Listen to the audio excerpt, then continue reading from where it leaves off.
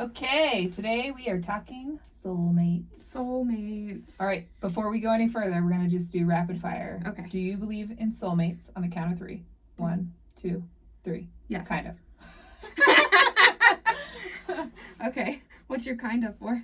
So, I just have this, like, I don't believe in it in the sense of, like, there's one person that's meant for you. Okay. I agree. But I also believe that you can soul connect to people. Yeah. But I don't like the idea of calling it a soulmate because it makes it sound like there's just one. And I think given where you are in your life, who you are in your life at that point, and what you need. Yeah, I was going to say that. What you need. It'll be different people. Right. So that's the way I look at it too. It's like different people for different lessons that you're learning in life. And that person is like your guide, I guess. Or no. You know, we'll get into yes or no's later, but I also like the idea that maybe we've been on Earth before, and there are people, like even friends, that we are soul connected to, like that you can just recognize. reoccur throughout each life. And you like recognize in like a soul bond, like because I've had friends where I've been like I just feel met like you, I've but known I you know forever. you. Right? Yeah. So I feel like there's like soul connecting friends too. Yeah. Agreed. It's not just like a love. Well, I mean, obviously you love your friends, but it's not like a relationship. Like, doesn't have to be intimate in the sexual manner or anything to be a soulmate. Nope. Yeah. So, what is a soulmate to you? Other than what you've already said. If I had to like cookie cutter put it in like a little definition box, I would say it is somebody you connect with on a soul level that challenges you to work through your shit, that holds space for you to work through your shit, and that understands you fundamentally as a human where you are. Like they can see you. You do not have to translate your soul to them. Okay. So you want to hear mine? So I think it's more rigid than that. So when I think of a soulmate, I think of somebody, like I said earlier, somebody who's put into your life at that certain time to help you grow, but it could also be like a negative impact too. Like make your world explode so that you're forced to deal with the things you need to deal with. Yeah. It's like, it's, I feel like whoever created this theory, whether it be, you know, spiritual or otherwise, is methodical about it. Like it's a very intentional purpose. Like I'm going to intentionally drop this person into your life. Yes. So that's the way I think of it. Okay, so that brings me to my next question. Do you think there's a reason for soulmates? Absolutely. So do you think the reason is to like bring you to the next stage of your life that you're meant to be at? Possibly. I mean, so you think of like our past and the people that we consider soulmates, you know, each time there was some type of like revelation or epiphany or whatever during that relationship that helped the progression of my life. I mean, you know, it's kind of hard to pinpoint things like that, but if you really think about it, and I don't know if this has happened to you too, but for every instance in my life where I felt somebody was a soulmate, it was a pivotal time. So I'm digesting that right now. Very much so. Super intentional. There is definitely a reason. That makes sense. Yeah. Now, if I had to think about that, do I think there's a reason for soulmates? I would say probably a similar answer. Like, there has to be a reason for soulmates, otherwise why would we have them? And I think it is probably it's a pivotal moment in our lives. But I think also sometimes, like, I had one soul connection with someone, and I think at that time, we just both needed to feel connected to something. And I think maybe that was a pivotal moment in our lives in that way, but it just felt like our souls just needed to feel somebody else, to know that that's like, I don't know, that connection is real. Did you feel like you were seeking something in that moment? I don't think necessarily. I think I was just open to whatever happens. But I think that that's what came out of it. which is I mean, you interesting. obviously learned something because you're, Well, I mean, I learned a lot of things from that relationship, but in your brain, it's like a memory that you can bring up, like core memory. Well, and I don't think, like, every single relationship I've learned something, but not every single one has been a soul connection. Okay. So there's a difference too. Yeah. Like there's a difference between there's a difference between relationships, intimacy, and soulmates, or soul connections, as we should call them. Mm-hmm. And what I may think is a soulmate may be different than what you think is a soulmate. Like, I think soulmates have different meanings to different people, and that's okay. Mm-hmm. So let's talk about. I want you to go first. Talk about the nitty-gritty. Talk about your soulmates. Who you don't have to say names if you don't want to. Yeah, I'm not going to say names. Just because I didn't get, clarification from these individuals to do so. Let me blast you on the internet. Yeah. No, I think I'm going to be as positive as I can, but let's be real. Like, some of my soul connections have been, not so wonderful. Yeah. There's a lot of learning moments, but okay. So I've probably had, I would say, like 4 connections. This is relationship wise. Friend wise, I'd probably say a lot more. I don't know. There's like core people in my life that, if you know who you are, you know who you are, Yeah. So, and they were definitely put there, but it's the people in particular I'm talking about that have came and then went after that purpose was served. So that way I would say there was about 4 people who came into my life, pivotal moment, and then went on their way. So while you bring up that point, is it fair to say that a soulmate isn't somebody that is necessarily forever? Absolutely, yeah. I would definitely be safe to say that a soulmate is not somebody who can last forever. Because I think that some people that would be their definition. Is like a soulmate is the person you're meant to be forever person. I've heard that a lot too. I mean, I even tell my significant other, "You're my soulmate," just to be cute. But you're my soulmate. But yeah, I really do feel like people are put into your life to get on your level, soul level, and change it. So 4 people. So I'll go through them briefly, because I could write a whole book on this. Mm-hmm. Or a TV show. I'd be a great Netflix series. Just saying, if anybody wants now coming to Netflix. Great Netflix series. So the first one happened when I was like a teenager in high school, mm-hmm.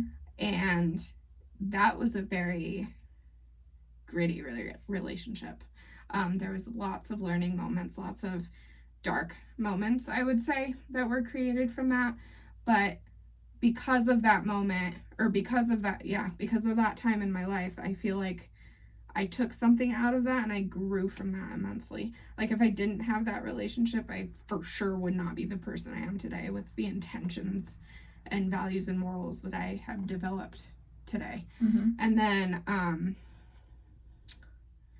and that one, we'll get into that a little bit later, but that one was negative to the point where it's like you love somebody, but you have to let them go. Yeah, it's like if it becomes unhealthy, I think that's something to look at. And then I would say my daughter's dad was the second one for sure. Obviously we procreated together, so you always have a soul connection with somebody whom you have children with. Mm-hmm. So that was definitely, obviously, still have the child, so still having learning moments from that. Mm-hmm. And then, I don't know, there was one that was a really short one that I felt so connected to him. And at that time in my life, it was similar to the one you just described.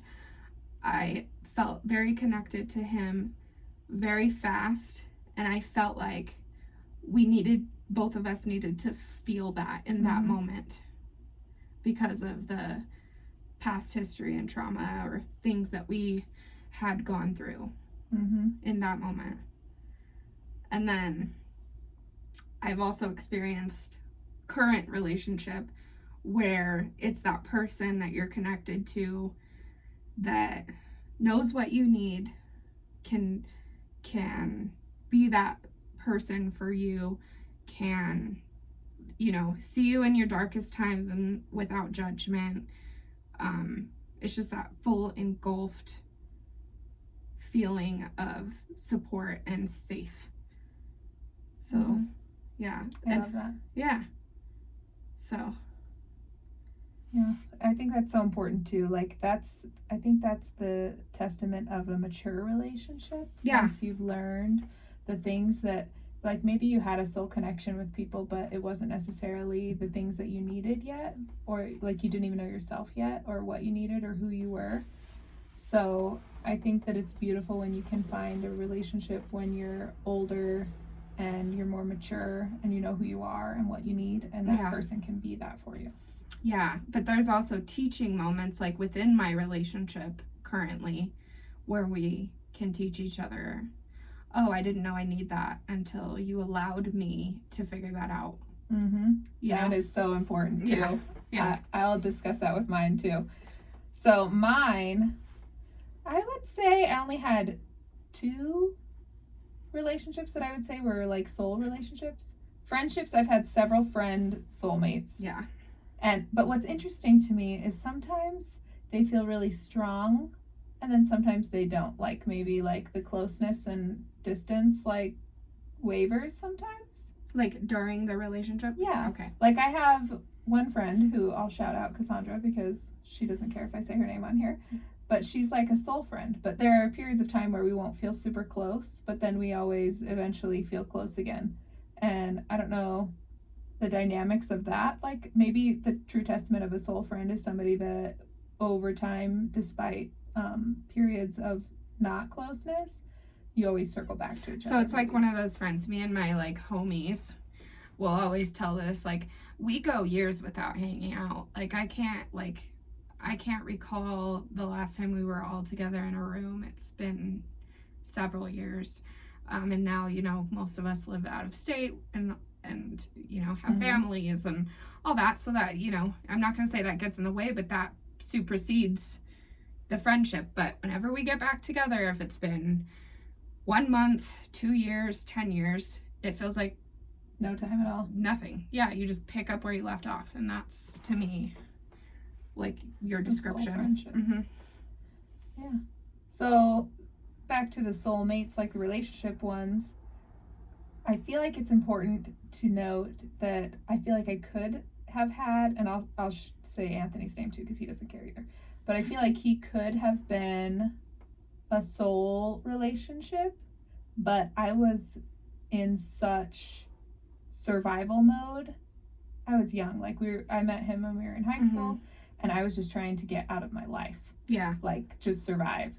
And I hadn't even touched the tip of the iceberg on the healing journey that I'd need to go through. And I don't think I had the capacity to connect with somebody on a soul level if I had tried. My walls were firmly up. Yeah. All the self-protection mechanisms in place, and I don't think I could have allowed myself to soul connect with somebody if I had wanted to.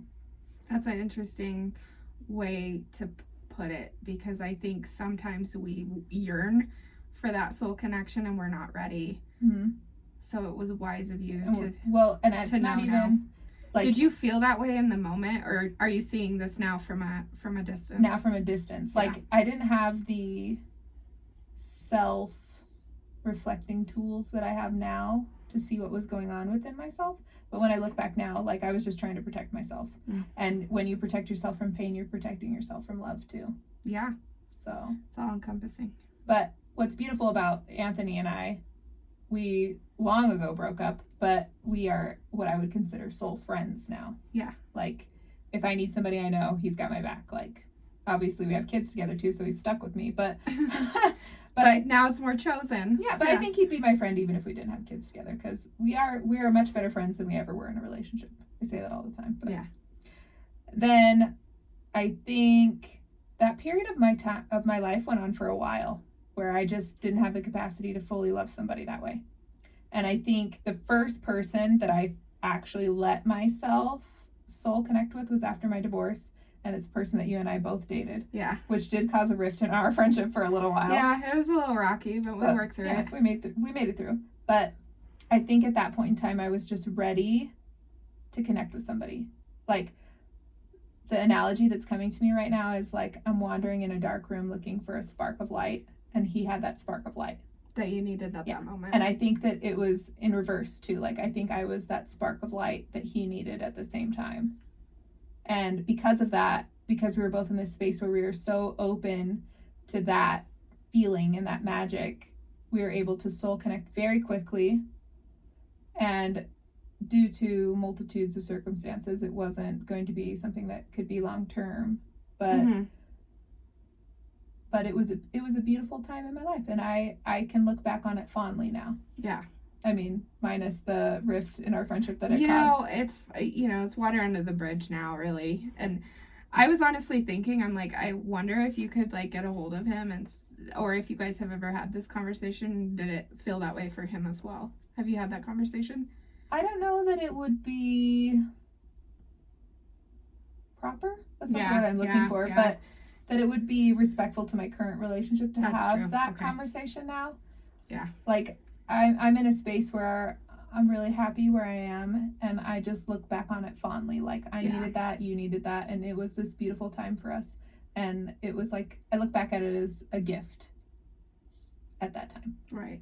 And then after that short relationship, I met my current partner, who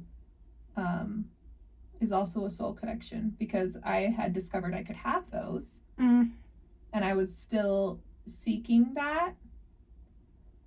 But you needed something. I mean, not to say that you are with your significant other for a realistic standpoint, but I do think that played a factor in that relationship. Well, I am a sum of all my parts. So I am not just looking for the spark anymore. There are the realistic parts that have to be there as well. Like, you have to have a job, and you have to be actively working on yourself. Not live halfway across the world. Yes.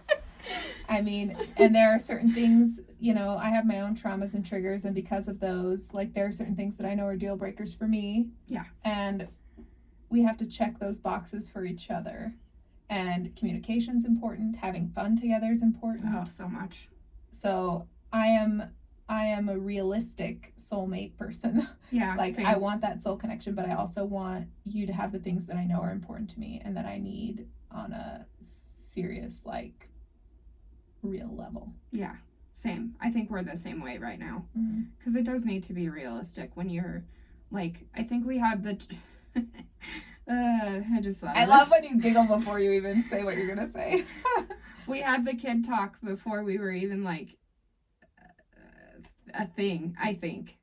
Because I was like, if you want kids, like, this shop's closed. So, just want to let that out there right now. Baby factory is closed. The reason why I laughed, because he actually took me to get my tubes tied, and I always call it our first date, because it was like a couple.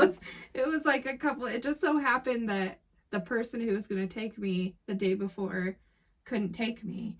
And I was like, I know this is a weird thing to ask, and I know we, like, just started dating, like, 2 weeks ago. I know we've only been hanging out for a few months. But, can you take me to have surgery? Yeah. So that was an interesting bonding moment.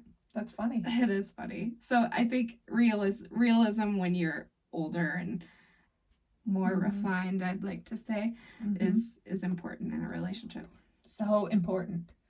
So on that subject, should we talk about what is not a soulmate? Yeah. Or, like, so I already said, like, why I couldn't have a soul connection with somebody was because I was so busy trying to protect myself that I couldn't let anybody in. So I think that would be obviously one of the times, not that the person that you're with couldn't be a soulmate, but it's hard to know because you can't even give yourself the capacity to feel anything beyond your walls. Yeah. You're, like, in fight or flight. Yeah. And you can't allow anybody to come into you are creating your safe space. And you can't allow anybody to come into that if you feel, like, threatened. Yeah. And if you're too busy working on your traumas and triggers, or not working on them, actually. Yeah. That's in a space where you're not working on them and you're just trying to ignore them, it would be really or you don't hard. have the tools to work on them. Yeah.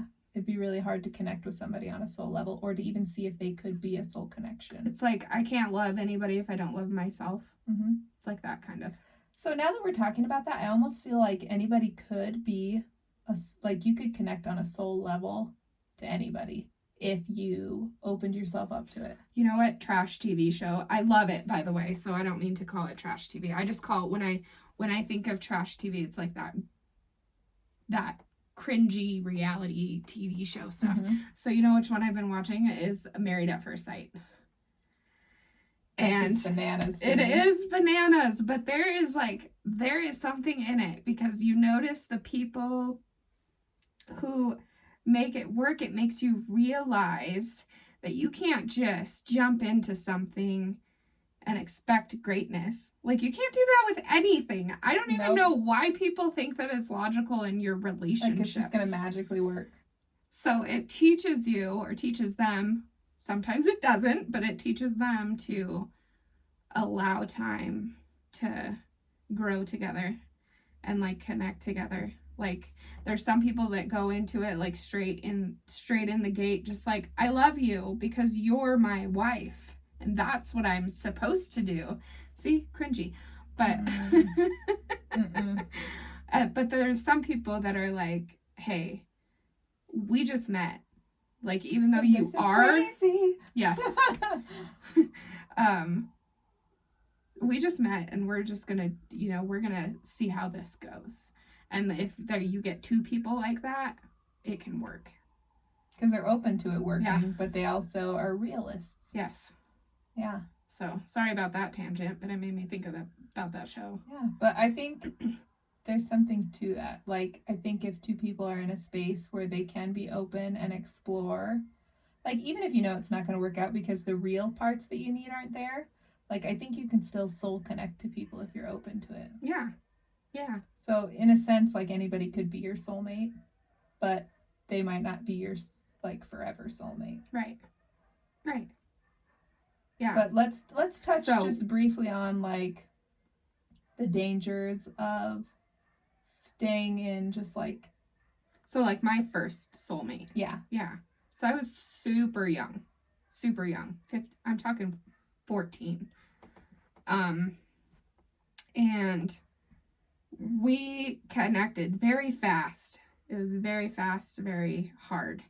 And like that teenage love, lust thing, you know? And then we started abusing substances at a young age. So now I know, because of my, training with schooling and stuff, like, the developing mind, when you put, substances into it that don't belong there, it messes with everything, you know?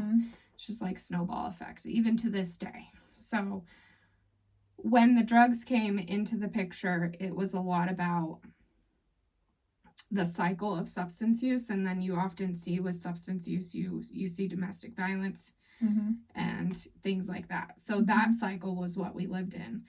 But both of us were like, we love each other. We're going to make this work. It's fine that he hits me. Like, whatever. I mean, I'm not saying I was physically abused. I'm just using quotes just for everybody out there. Example. Just example. But, so I think people get into their head about, if you love a person, if you say you love somebody, you have like this obligation to overlook the bad stuff. Yeah. And let me just be very clear, that is not how love works. Yes. You can love somebody and them be terrible for you. Yeah. Yeah. And in those cases, no matter how much you love somebody, no matter how big that spark is, you have got to let them go, because they have some stuff they have to work on, and you have some stuff you need to work on. Yeah. Your demons are not playing well together. They're not holding hands. They're trying to light each other on fire. Right. Yeah, that's a good way to put it. Yeah. Yeah, so it was just a very unhealthy, vicious cycle. And then but it taught me that I could set boundaries, and that it was healthy to do that. And so for our listeners, how did you do that? So how did you go from toxic, all-encompassing love, blinded by love, to realizing, like, this isn't good for me, And then how did you get out of that? Well, I was young, so my parents kind of played a part in it. Obviously, you know, they took me to like counseling and all of that stuff. But when I really figured it out was when I got clean and moved away, got clean, and then started figuring out healthy relationships. So would it be safe to say, like fair to say that you got clear-minded first? Yeah, that's obviously, and, you know. And maybe drugs isn't like an issue with our listeners. Maybe it's just like the love chemicals that are all up in your brain. Yeah. Really messes with taking all of it. some like time and space to like step away and see things clearly. Yep. And then have some examples of what healthy love does look like and what that would feel like. Yeah, I think one of the main key factors in healing from that and allowing is a safe space. Whatever that looks like. It could be a friend, it could be therapy, it could be a relationship, a group of people. So I just think you need that foundation of like a safe space. Yeah. And once you have that, I feel like you can build on that. And I think honestly, the universe, God, however you want to think about that, is going to make you more and more uncomfortable in the relationship until you listen to that. That being said, there are ways you can both work through your crap together. I don't want to say like, oh, you have crap, I have crap, so like it's not going to work. But if you're both open and actively working on yourselves and holding that safe space for one another to work through that stuff, it's not always going to be perfect. It's not always going to be pretty. Yeah. But I think that if you're both open to it and actively trying, you can work through that together. As long as it's safe, like physically and mentally. Yeah. But if it's not a safe place and you aren't, and you can quote unquote try to work through things and not be working through anything. Not being successful at it. Yeah. And at that point, you have to be selfish and you have to do what's right for you. Yeah. And selfish is such an ugly word. But at the end of the day, every person, every human out there needs to be doing what's right for themselves. They have to take care of themselves first. Let's reclaim selfish, and it's a beautiful word. Yeah, be selfish. It's beautiful. That's the biggest act of self-love you can have. And I think that's another foundation piece to allowing yourself to find, you know, soul connections, is giving that love to yourself and giving that peace to yourself to be able to connect. Just felt good, like a breath of fresh air, just you saying that.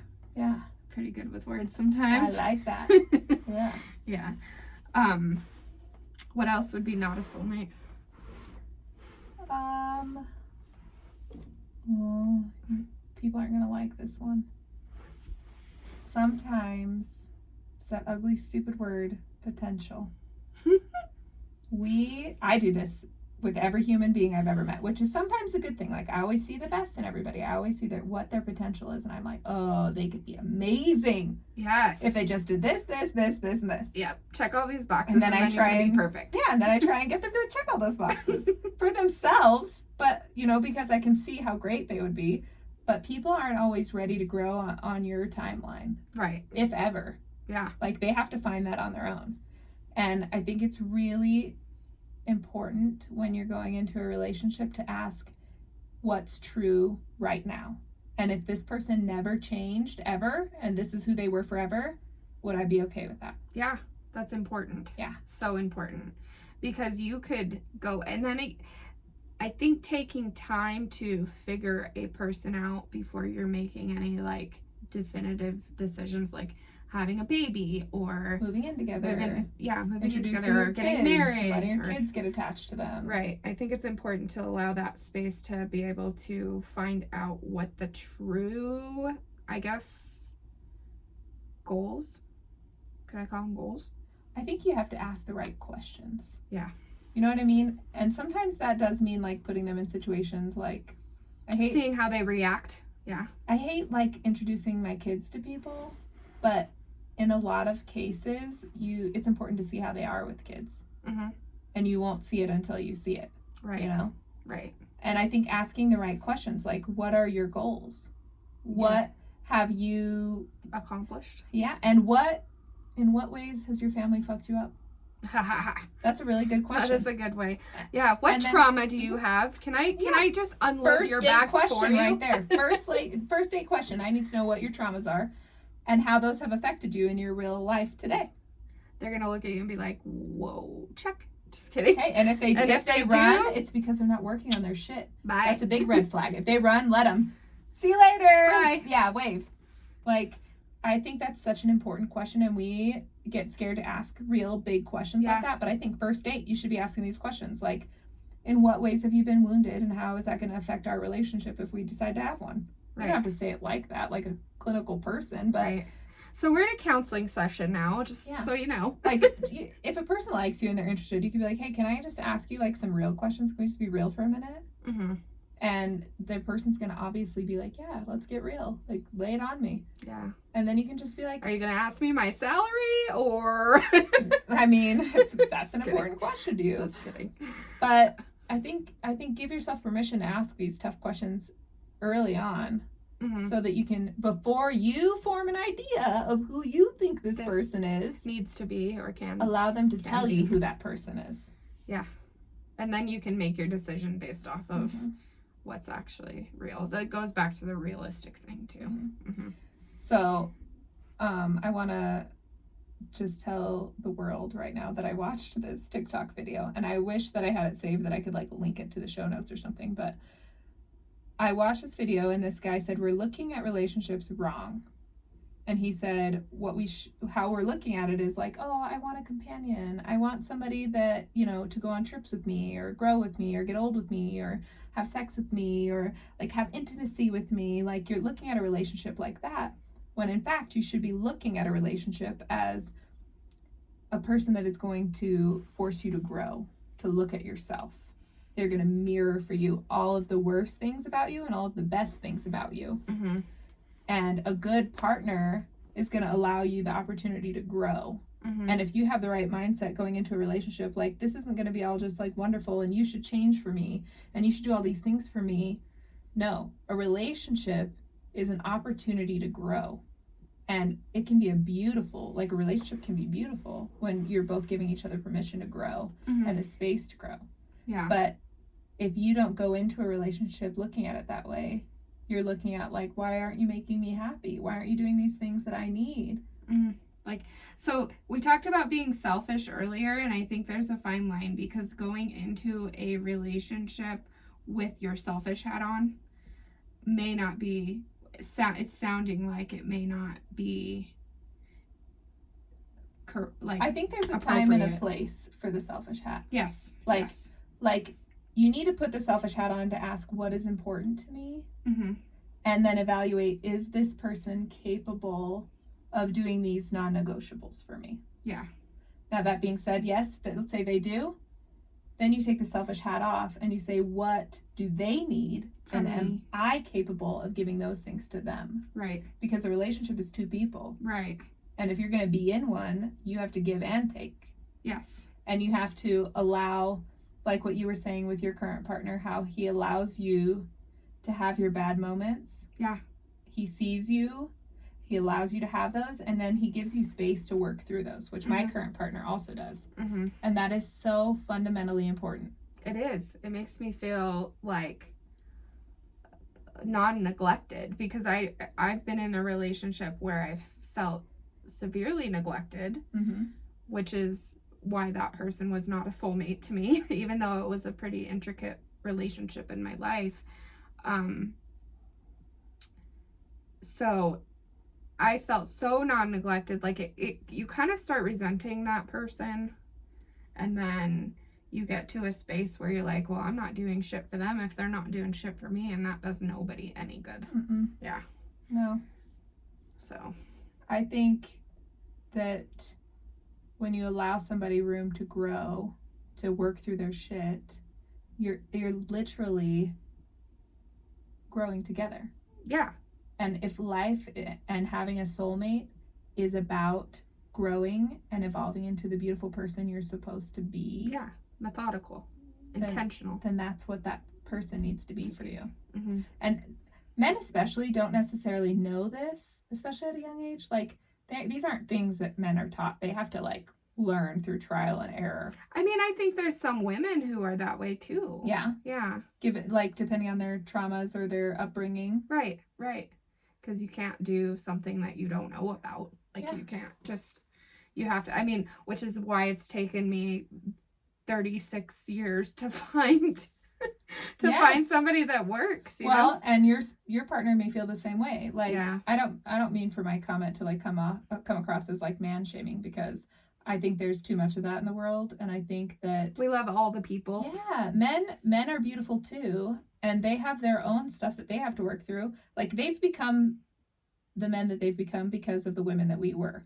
Yeah. Like, they're just trying to do what we want, and they just don't know what that is.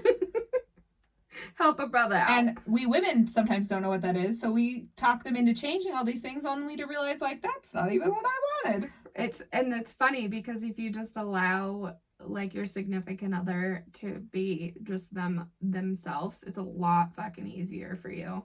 That's another important quote. Like, allow people in your life to be who they are, and then you'll see who they are quicker. Yeah. Like, when you're trying to control everything and force everybody to be how you want them to be, they're going to try and conform to that. And then you're not going to know who they actually are. Right. And underneath all of that, they're going to be resentful to you. Yep. And then they're going to eventually start being themselves. And you're going to be like, I just wasted 10 years of my life with a stranger that I don't even fucking know. Right. And I did this to myself. I did this to myself also. Like, great human, great person. I have love for this person, but I didn't know who this person was fully. And they didn't know who I was. Yeah. And I mean, I don't hate them. I respect the relationship. I'm glad that happened. But it's just different when you connect with somebody on that, like, soul level. And that feeling like... just fits. Feeling like they see you. Yes. Yeah. I love that too. So, do soulmates exist? Absolutely. Do soul connections happen all the time? If you have the tools in which to open yourself up to one. For them. Yes. Yeah. Cool. Yeah. And if it's a soul connection and you are hurting yourself, don't do that. Reevaluate. Yeah. Yeah. If you can both work through it together, awesome. But if they're not in a space where they're willing to, or even open to that, or they try and they can't and it's just hurting you, sometimes you got to be selfish. Put that selfish hat on and do what you got to do for yourself. Yep. And fuck, I forgot what I was going to say. I had this revelation thought, and it's a beautiful thought. It was. I can't share it with the world. I guess it's meant to be. Maybe it's meant for another episode. It is meant for another episode. Speaking of other episodes, you guys should follow this podcast. Subscribe to it. Share it with your friends. Send this episode to one person you know that is maybe working through some love stuff. Or to a soulmate that you've had, and you're like, hey, we did this. This was us, remember? I love that idea. Yeah. Send it to somebody. Help us out, all right? We're trying to just help the world. Help the world. And we need your help to do that. Yes. Yeah. Well, I appreciate all the listeners. Thank you, guys. And if anybody has any stories or comments or feedback, they can email us. As always. I guess we should tell them our email address because I don't think I did that last time. It's growingupforadultspodcast23@outlook.com. Yep. Did I say that right? I think so. Okay. Yeah. It's not in front of my face, so if she said that wrong, I will it might just be growing up for adults 23. Yeah. Maybe not podcast. Yeah. So if it doesn't go through, that's why. Maybe just send it to both those addresses because we don't have our shit together. You're growing with us, and thank you for doing that. Yes. Okay. Thanks for your patience. Thank you, friends. We'll see you next week. Love you. Bye. Okay, bye. That one was longer than I thought it was going to be.